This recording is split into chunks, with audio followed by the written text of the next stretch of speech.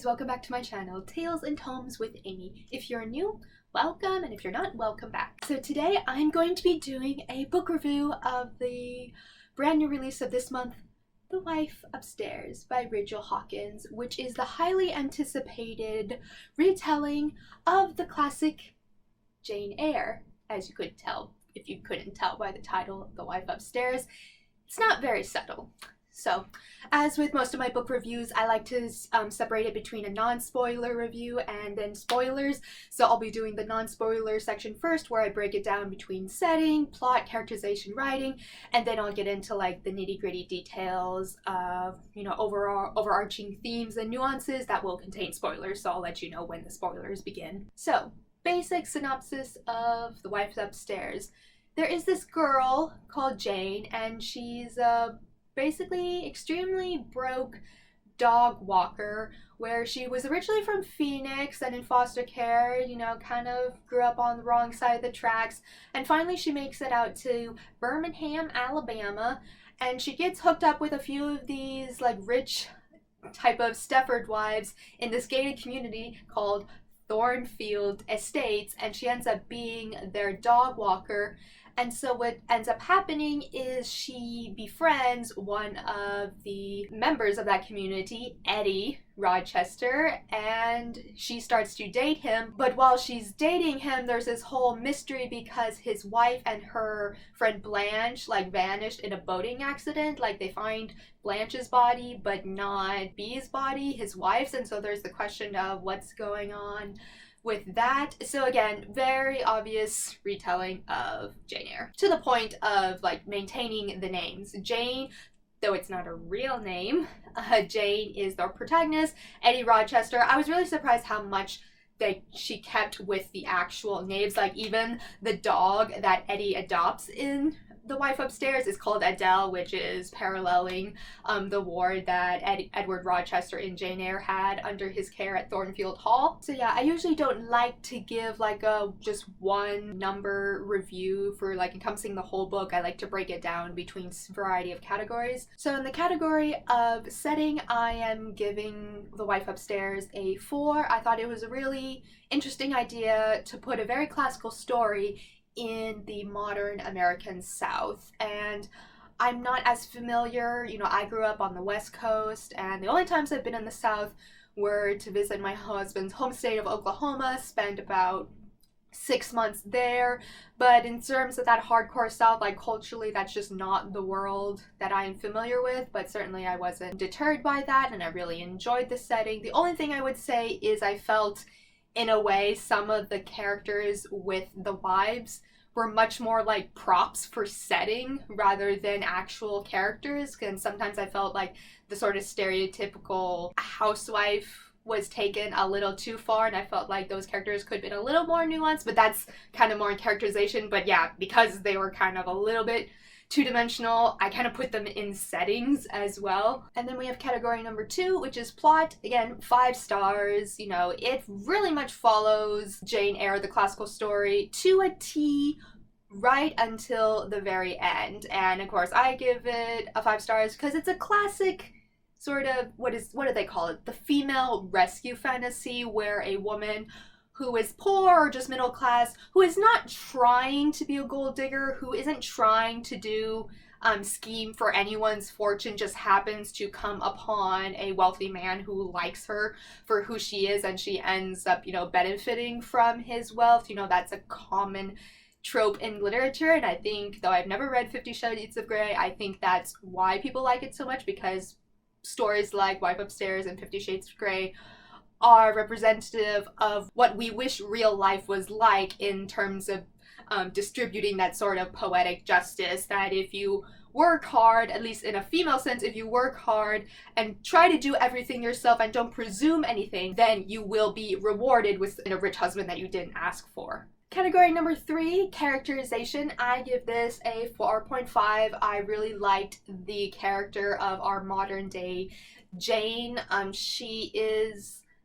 She's a very flawed character, and I like her in a sense. I like her as a multi-dimensional character, not so much liking her as in terms of a question of moral goodness, because even though she is a dog walker, and again, she is like, you know, self-functioning, if you will, but she's also a thief. She also will pickpocket some of the clients at Thornfield's estates, and so she's a very morally gray character. But you, again, given her situation of her sort of survivalist attitude towards life because of her really traumatic experiences in foster care, you can kind of understand it, and you can get behind why she was doing what she's doing. And for the most part, that when Eddie starts to date her and, you know, moves her into the house, like, she ends up stop doing that.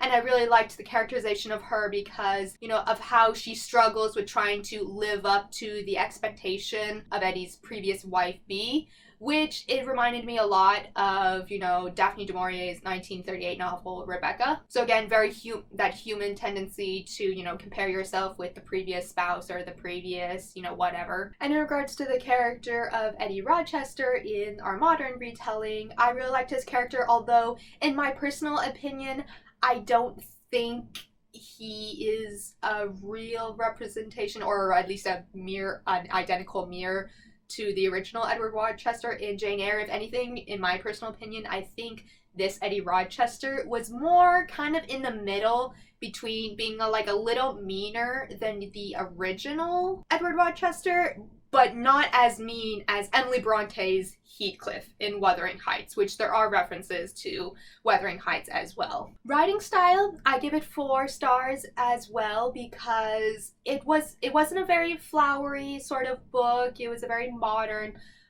thriller, but at the same time, you could see in some of the language and some of the ways certain things would phrase, you could tell it was very obvious that she was referencing the Brontes' original work. And there was one quote that I actually did recognize, because I actually used one of those Bronte quotes on my Instagram, and I'm just like, oh, this lady did her homework. And there was a little bit of swearing in the prose as well, but I personally didn't mind that because it wasn't excessively so. Like, there was one novel, modern thriller Inc. that I tried to read, but the guy just swore too much that I just gave up on it. But I felt like this was an appropriate amount of modern with paying homage to the past, and yeah. So if you combine all those ratings I gave for those specific category, the average rating for The Wife Upstairs I'm giving is 4.375. And now we're moving on to the spoiler edition of this video. So if you have not read The Wife Upstairs in its entirety, and by extension, if you have not read Jane Eyre, Wuthering Heights, or Rebecca, I highly advise that you not. So, first thing I wanted to cover in the spoiler edition are the source materials. So as I was getting deeper into Wife Upstairs, I realized that as much as it was played off as, you know, the retelling of Jane Eyre, it's not just about Jane Eyre. In fact, there were a lot of references to Wuthering Heights, which is Emily Bronte's only novel, and then also, even more so, there was a lot of allusions made to Rebecca by Daphne du Maurier, and you found the themes of Rebecca in The Wife Upstairs because Eddie's wife at this point has vanished in a boating accident, and that is exactly how Rebecca is to have died in Daphne du Maurier's novel. And so there's that element, and then both in terms of the sort of nature that the mystery took in Wife Upstairs, that very much mirrors Rebecca, and then also what mirrors Rebecca is Jane struggling with herself, trying to overcome feelings of insecurity and inadequacy because she feels like she's trying to live up to this expectation that Eddie's wife was so pristine and so great, and, you know, she was just this broken down dog walker that Eddie took in. She'll never be able to live up to his previous wife's status and image amongst the community. But so yeah, so all those things make it very similar to Rebecca. And then again, what makes it similar to Wuthering Heights is, as I mentioned earlier, Eddie is a little meaner, in my personal opinion, in Wife Upstairs than he is in Jane Eyre. Like, in Jane Eyre, my perception of him was that he's kind of brooding, but he's not cruel, and he's not you can kind of understand in Jane Eyre why he is deceptive and why he keeps the secrets that he does because of the society, in terms of him, you know, keeping his wife sort of imprisoned upstairs, because in that way, you know, in Jane Eyre, it can be played off as a sort of kindness because of just the horrible things that doctors would do to patients in insane asylums, and he wanted to spare his wife from that. So in, you know, Jane Eyre, it's kind of understandable that his deception, of course, was not morally great, but at the same time, there's no possible way you can do the same thing with Wife Upstairs of keeping the wife hidden in a panic room and think that in modern times that there could be a legitimate reason why that would be a good idea or even a forgivable offense. So in that way, Eddie Rochester in Wife Upstairs is much more like Heathcliff in terms of the amount of control he wants to have over B. And the biggest way the story diverges from the source material is in the ending. So in the ending, Jane finds B locked in the panic room. She releases her and they knock out Eddie because, you know, of course at this point Jane doesn't trust Eddie. Like, the idea is Jane's supposed to think that B is a victim of Eddie and Eddie killed Blanche, but in reality it was B who killed her friend Blanche, and Eddie realized this and knew, like, you know, you're gonna get the death penalty, and so he just decides to hide her in his room. So obviously Eddie isn't good by locking someone in his room, but at the same time, he's locking away a murderer. And so what happens is when B gets released, you know, she tries to tell this story to Jane, and Jane doesn't really believe it. Like, you know, she's kind of picking up on that B is kind of a sociopath and is not responding in the typical way that someone who has been in prison and just released should be responding. So what happens at the end is there is a fire, like in Jane Eyre, and Eddie's house burns to the ground. And it's presumed that both Eddie and B perished in that fire and only Jane survives. And it's the ending of Eddie left Jane everything in his will, and so she's basically an heiress, which kind of mirrors, you know, Jane Eyre. But, you know, if I was kind of disappointed the fact that she didn't end up with Eddie and Eddie ended up being not very nice as, you know, Edward Rochester in Jane Eyre, because, you know, it's kind of presumed, like, you know, with B and her perspective,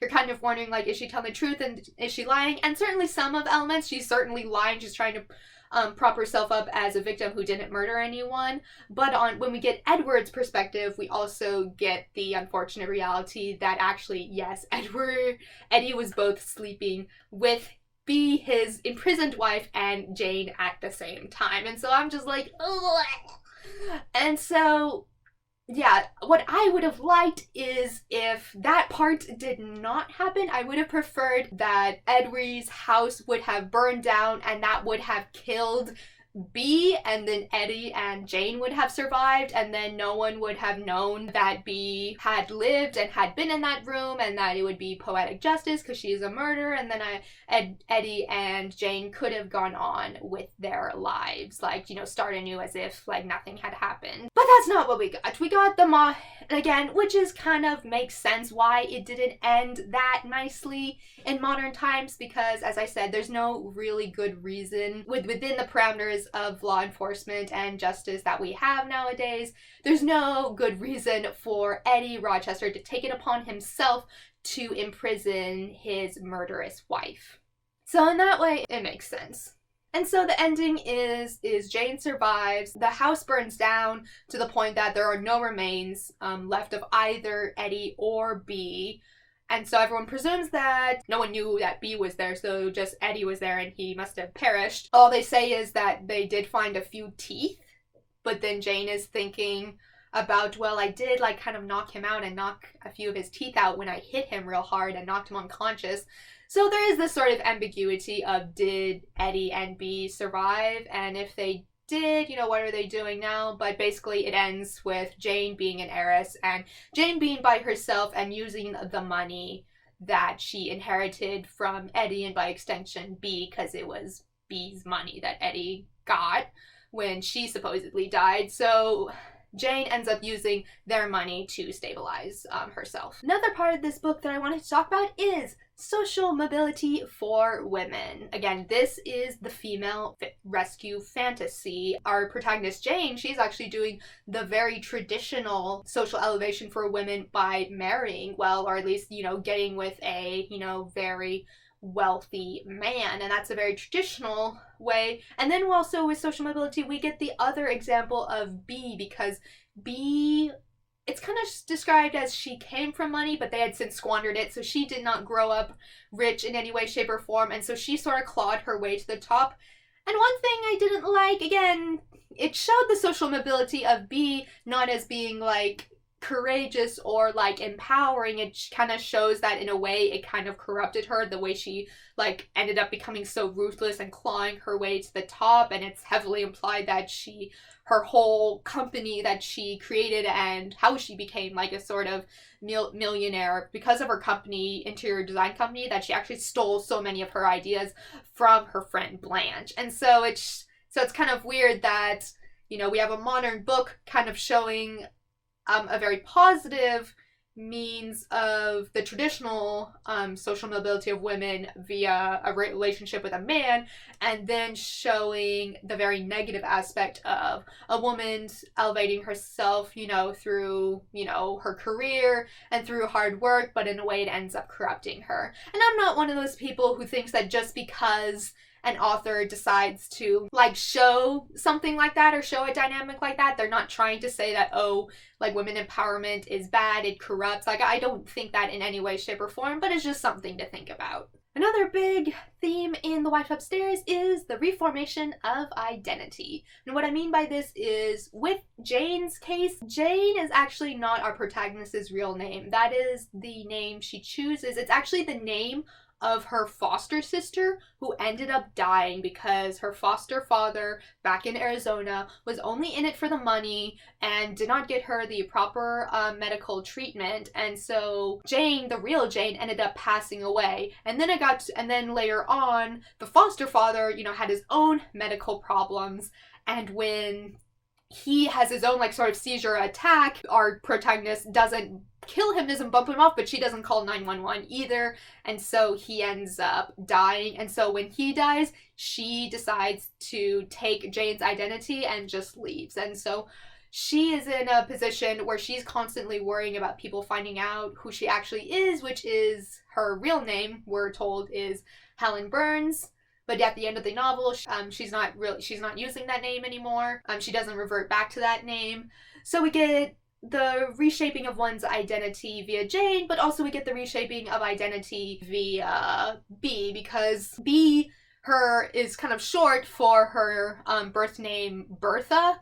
And she gets to a point where she kind of decides, I want to leave my sort of alcoholic parents and my past behind, and I'm going to become this really fancy, successful entrepreneur. And so there is this sense of, you cannot, tying it back to social mobility, especially for women, there's a sense of you cannot keep your name or like your true identity if you want to try and climb to the top. Like, you're gonna have to lie and suppress things and keep certain skeletons in the closet. And certainly that's all over in media and literature. Like, the first other example that comes to mind is Mad Men, where Don Draper is actually not really truly called Don Draper. He took on the identity of a deceased soldier when he was in the Korean War and left his old identity of Dick Whitman behind. And so I really like that idea of the sort of kind of poking at the fallacy of the American dream and kind of insinuating that there are very few instances, unless you're very privileged, can you do the quote-unquote honest path to the American dream, that if you want to get to the top, it involves, to quote Peter Baelish, chaos is a ladder. It involves being sneaky, being underhanded, and pressing certain elements of yourself. So for both the new girlfriend and the first wife, we have instances of this reforming of identity. And then another thing that I really pondered when reading The Wife Upstairs was, how are we defining murder? Because again, we have Jane and B, Eddie's first wife, show a lot of similarities, both in social mobility, both in the reformation of their identity, but also in the sense of their complicity in allowing someone to die. So in Jane's case, as I explained, it's she let her cruel, abusive foster father die. Not by doing anything to him, but she did not call 911 when he was in distress, and by extension, if we want to, the thing that could possibly make her more culpable for that negligence would be that she took his medication away from him so he couldn't get it. So, it's that whole question of, and again, even if it is quote unquote murder, he was an abusive, cruel person. Did he deserve it? Is it Jane's place to be the angel of death and pass judgment on him in that way? And then to parallel it, we have B, who, again, she had very alcoholic parents, and it got to a point where her alcoholic mother fell down the stairs, but B didn't do anything about it. She let her mom bleed to death. And she did this because B's mom was at a work function with her and was totally drunk and totally humiliated her daughter, and she was really bitter about that and was kind of thinking, I can't have my mom around sabotaging all the success I've accumulated for myself. And so with B, it's more, she did not call 911, but it wasn't just that she let her mom die. Her mom did not die even just minutes within her fall down the stairs by cracking her head. Her mom bled to death. B just decided to leave, go back into her room, and then pretended that she woke up in the morning and found her mom dead. So again, this question of what is murder, and do we think that in either Jane or B's case, does that constitute, whether from a purely legal standpoint or even just a more philosophical, moral, ethical standpoint, are they culpable for those crimes? I don't have the answers to that. Those are very deep questions, but I couldn't help thinking about them. And I think, the author was wanting us to think about them by the means in which not only do we get that sort of ethical dilemma, not only in Jane's past, but also in B's past. So yeah, those are all my thoughts on The Wife Upstairs by Rachel Hawkins. Don't forget to tune in next time for the next January release I'm going to review, which is Before the Ruins by Victoria Ghostling. So make sure to check out for that. Catch you guys later. Bye.